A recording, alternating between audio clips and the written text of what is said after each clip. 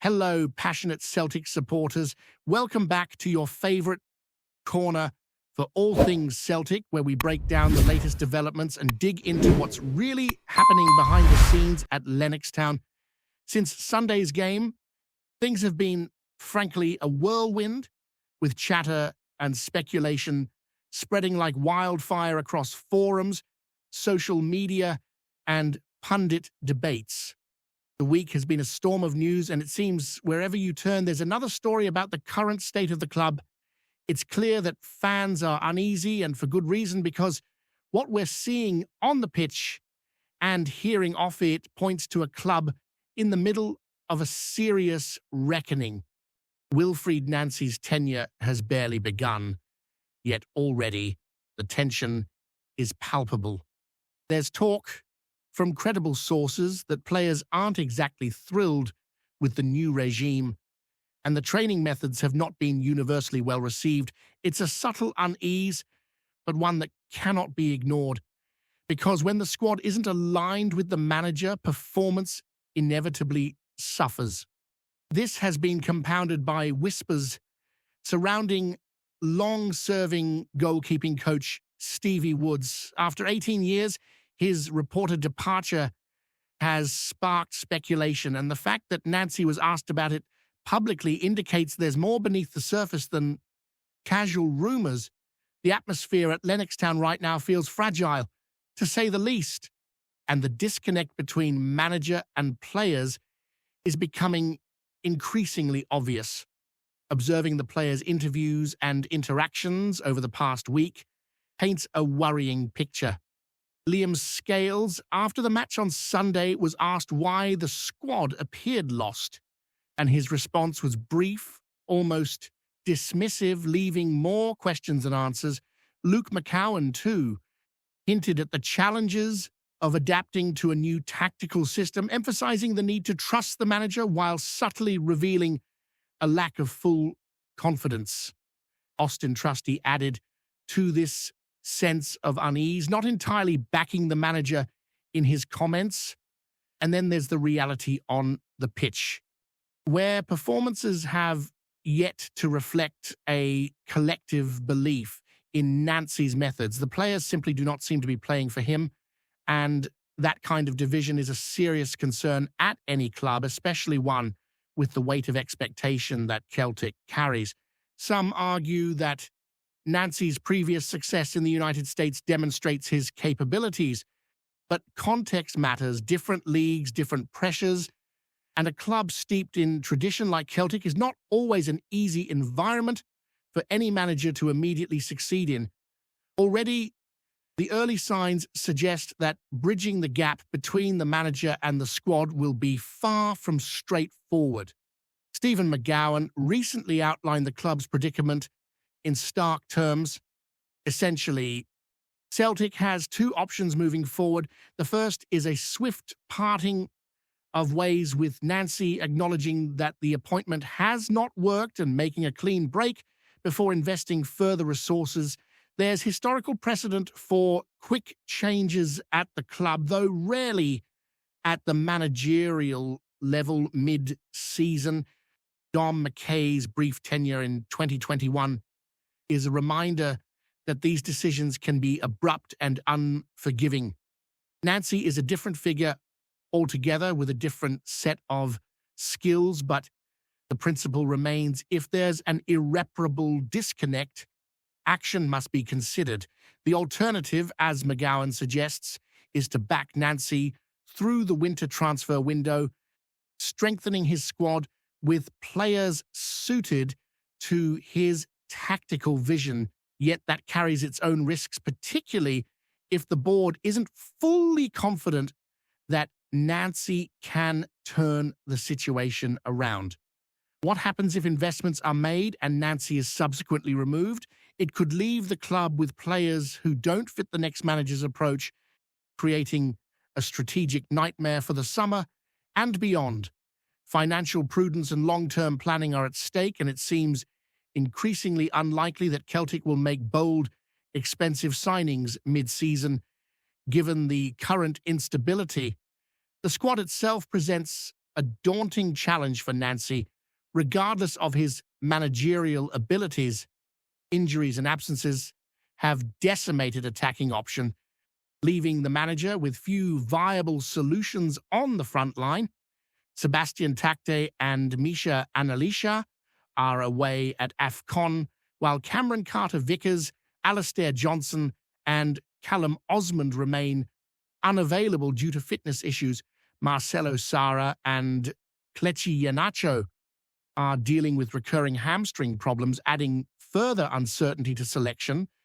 This leaves the likes of Johnny Kenny and Shinya Yamada as the primary striking options, while Dyson Maeda has indicated he might stay until the World Cup concludes, yet even that decision feels tenuous given broader circumstances. Nancy is tasked with organizing a squad that is not only depleted but also struggling to fully embrace his tactics and philosophy. In such a context, early criticism of performances is perhaps unsurprising, yet the underlying structural and personnel issues cannot be ignored. It is a delicate balancing act, and for a manager new to the club, the margin for error is virtually non-existent.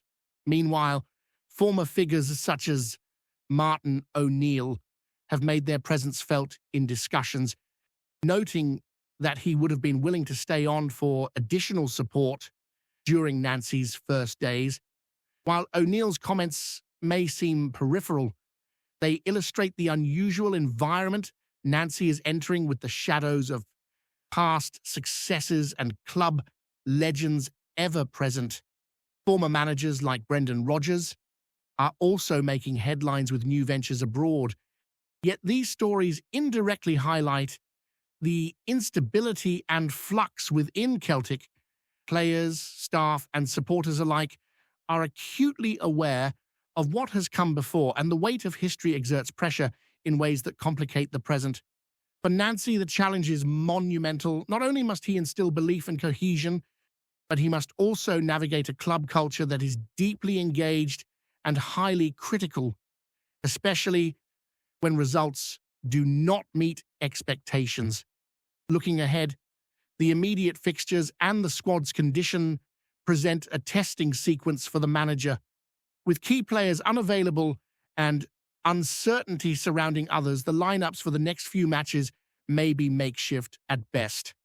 Tactical adjustments, player rotations, and injury management will be crucial in determining whether the team can regain stability or continue on a downward trajectory. Fans will be watching closely, scrutinizing every decision, every formation, and every substitution.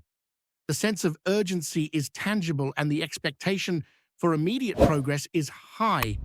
For a club like Celtic, where tradition and ambition intersect, patience is often limited, and the first weeks under a new manager can define perceptions for the months ahead. In short, Nancy's task is enormous, and the combination of internal challenges, injuries, and external pressures makes for a highly combustible situation that demands careful navigation and decisive action. Across all this, the atmosphere in and around Lennoxtown reflects both frustration and anticipation. Fans are passionate, vocal, and increasingly anxious, while the squad appears to be grappling with adaptation and morale issues. Media coverage, commentary, and social discussions amplify the sense of crisis, creating a feedback loop that reinforces perceptions of instability. Every misstep on the pitch is dissected, while moments of promise are measured against high expectations. It is a season already defined by turbulence, and how the club responds in the coming weeks will set the tone for the remainder of the campaign. Whether Nancy can consolidate his position, instill belief, and navigate the structural issues within the squad remains an open question. The road ahead is uncertain, fraught with challenges, and intensely scrutinized by all connected to the club. As we move deeper into this season, the challenges facing Celtic become ever more pronounced, and it's hard not to feel the weight of history pressing down on Wilfried Nancy's shoulders. The squad he's inherited is a mix of seasoned professionals and promising youngsters, but injuries and absences have left the team stretched to its limits. Johnny Kenny and Shin Yamada are tasked with carrying the striking burden, while the midfield and wide areas remain fragile due to the unavailability of key players.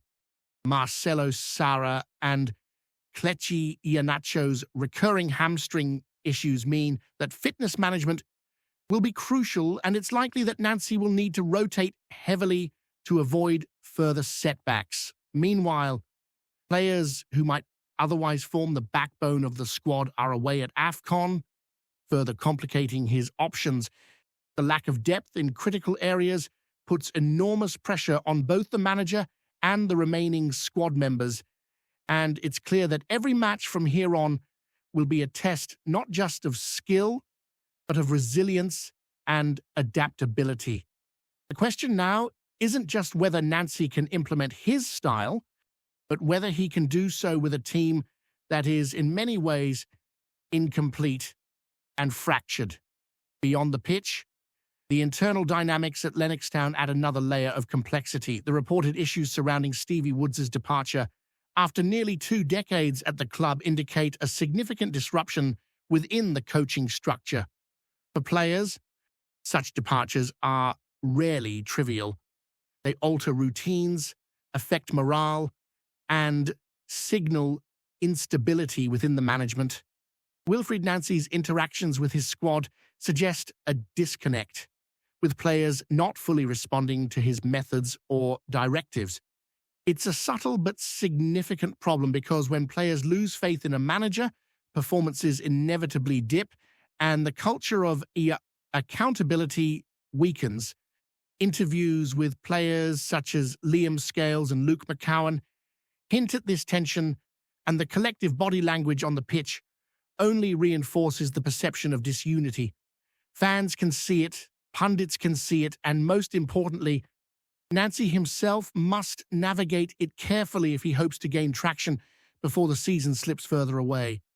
The board's role in all this cannot be underestimated, particularly Dermot Desmond's stance. Historically, Desmond has emphasized the importance of support during challenging periods, which suggests that Nancy may be afforded some time to steady the ship. However, recent erratic statements and interventions from the board and family members indicate that patience may have limits. The interplay between board expectations and managerial autonomy will be critical over the coming months. Any misstep, whether tactical, strategic, or simply in player management, could tip the balance and force a premature conclusion to Nancy's tenure. The precariousness of the situation is heightened by the fact that Celtic's current predicament is rare for the modern era. A permanent managerial appointment mid-season without a prior interim period to ease the transition creates a scenario fraught with risk.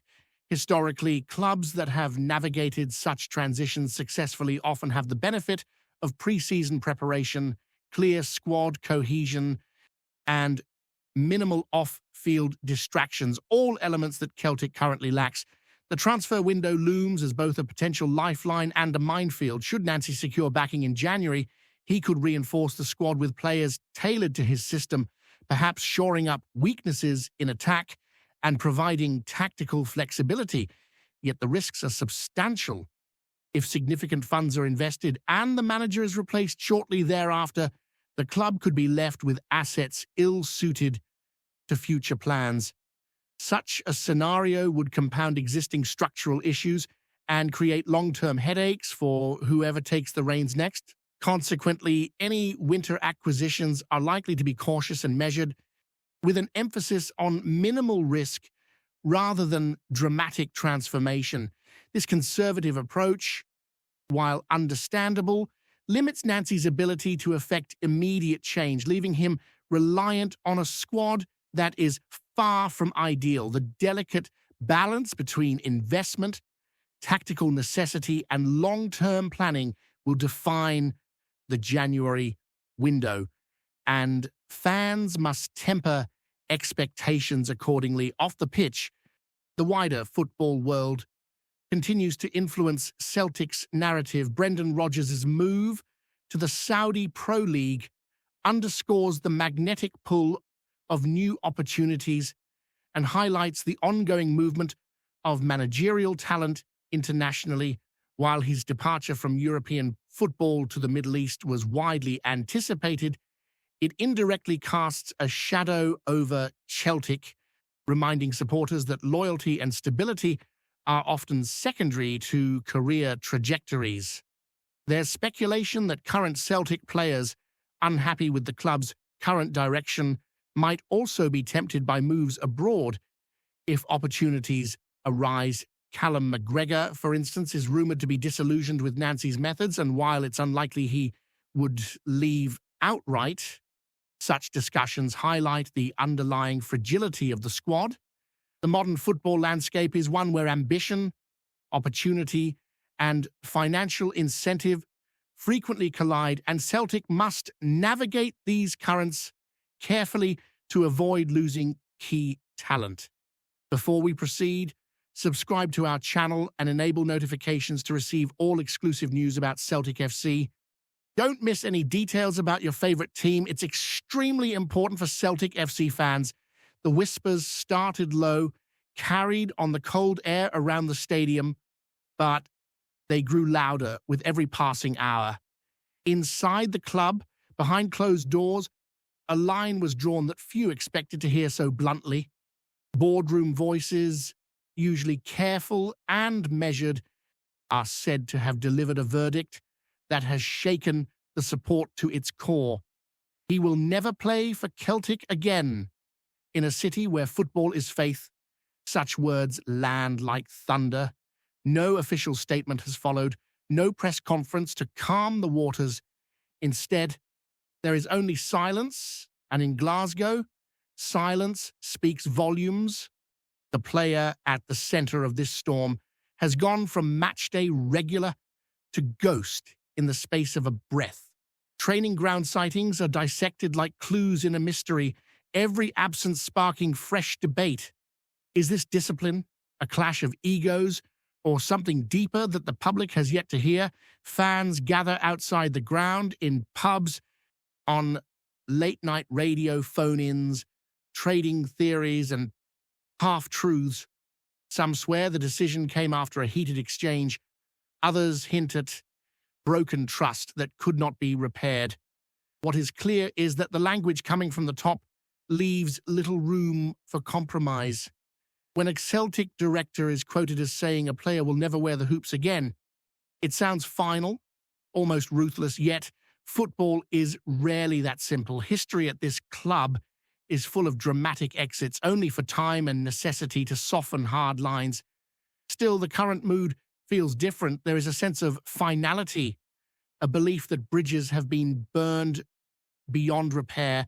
The dressing room, sources say, is tense, aware that one of their own has been erased from the plans. For now, all anyone has is the rumor, the murmur, the uneasy feeling that a chapter has ended without warning. Whether this stance holds or crumbles under pressure remains to be seen. In the East End of Glasgow, one thing is certain. When Celtic say, "never again," the whole football world listens. Hello, fan. Don't forget to like and subscribe to the channel, as it means a lot to Celtic FC. Also, share your opinion about the news in the comments below. See you in the next video.